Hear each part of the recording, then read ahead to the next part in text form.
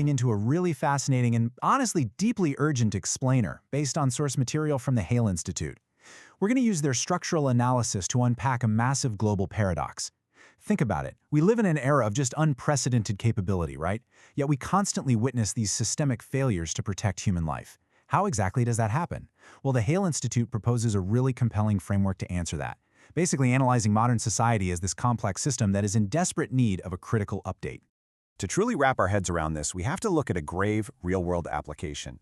Right now, in northern Nigeria, nearly 25 million people are facing crisis-level food insecurity.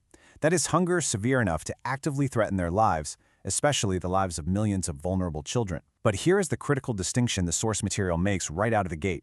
This is not a famine caused by nature. No, it's a crisis created entirely by human conflict, political fragmentation, and economic indifference. It's a completely human-made, systemic failure. Which brings us to the central mystery of this explainer. If we can save lives, why don't we? I mean, unlike 50 or 100 years ago, humanity now possesses the technology, the resources, and the global systems to prevent almost every humanitarian death on Earth. So why doesn't it happen?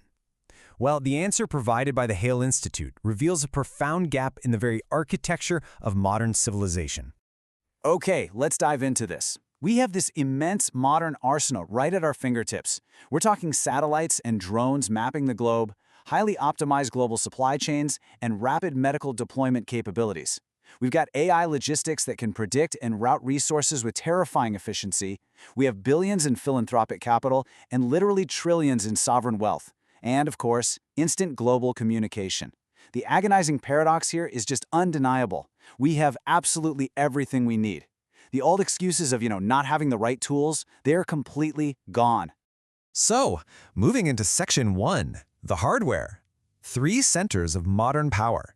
Now, what's really interesting about this breakdown is how cleanly our world is categorized into these 3 pillars of, hardware. To understand where the breakdown is happening, we need to treat global society like a giant computer. First up, we have governments. They control security, borders, military protection, and emergency authority. Next, we have institutions. Think UN agencies and humanitarian organizations, holding moral frameworks, social systems, and humanitarian expertise. Finally, we have mega financial actors, billionaires, massive corporations, sovereign wealth funds, and they control global capital, massive supply chains, and unprecedented technological reach. But notice how structurally isolated they are from one another. They govern completely different dimensions of human life.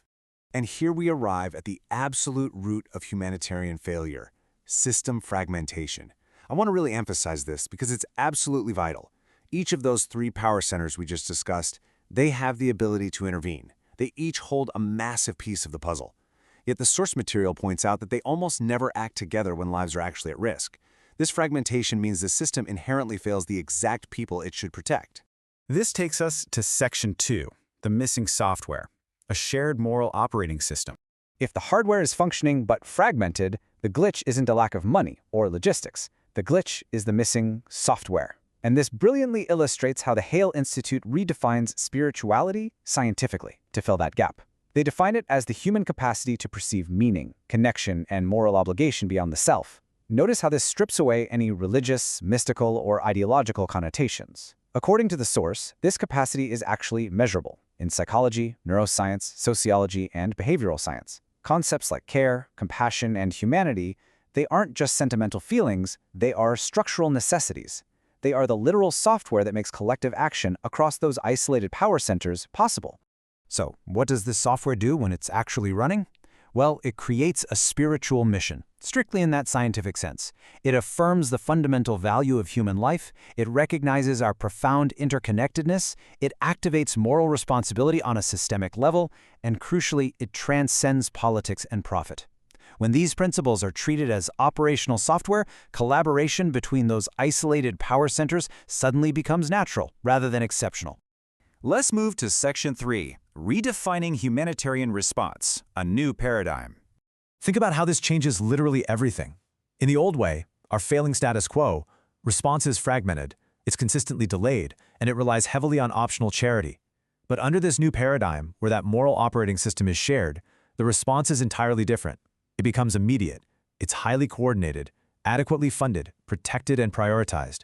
In this new paradigm, lives are saved not as a random act of charity, but as a fundamental systemic duty.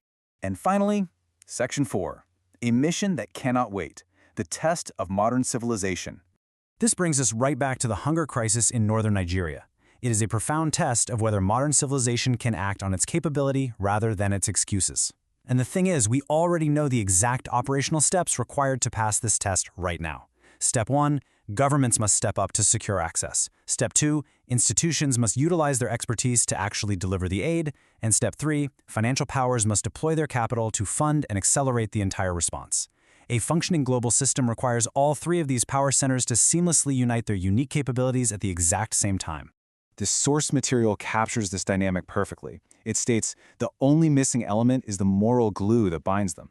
So the crucial point is that this scientifically defined spirituality, the shared recognition that human life is sacred, interconnected, and worthy of protection, is the foundational software of this new paradigm. Without it, the world's most powerful hardware just sits there, completely disconnected. Which leaves us with this final, incredibly demanding question. Will modern civilization act according to its capabilities rather than its excuses? The tools are already there. The hardware is built. It's time to decide if we're willing to install the moral operating system required to finally put them to use.